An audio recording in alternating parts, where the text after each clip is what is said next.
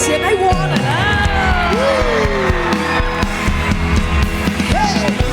ขอสองมือจากทางบ้านเราไป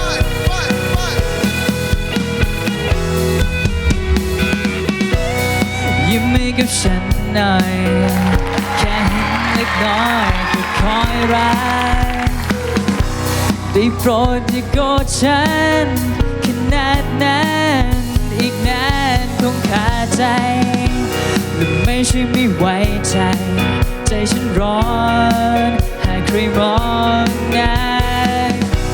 ก็เธอน่ารักขนาดนั้นให้มองอยู่ได้ไง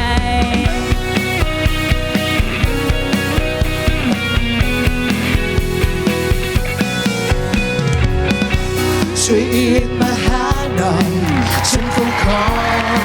ที่จะบอกรักได้โปรดอย่าโกรธฉันที่ทำไปนั้นจะไม่ทำอีกต่อไปบางทีฉันก็ยังไม่อยู่บางทีฉันก็รู้แต่ทนไม่ไหวบางทีฉันใจร้อนเกินไปก็จะเข้าใจ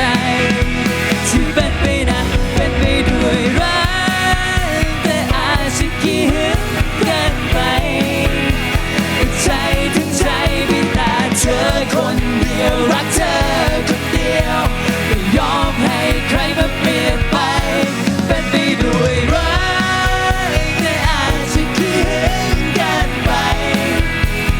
ใจถึงใจมีแต่เธอคนเดียวรักเธอคนเดียวไม่ยอมให้ใครมาเปลี่ยนไป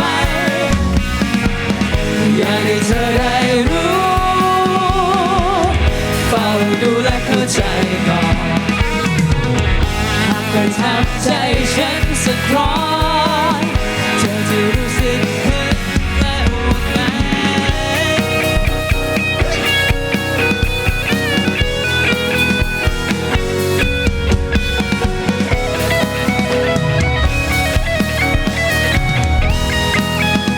ที่เป็นไปนะเป็นไปด้วยรั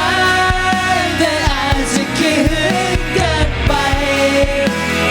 ใจถึงใจมีแต่เธอคนเดียวรักเธอคนเดียวไม่ยอมให้ใครมา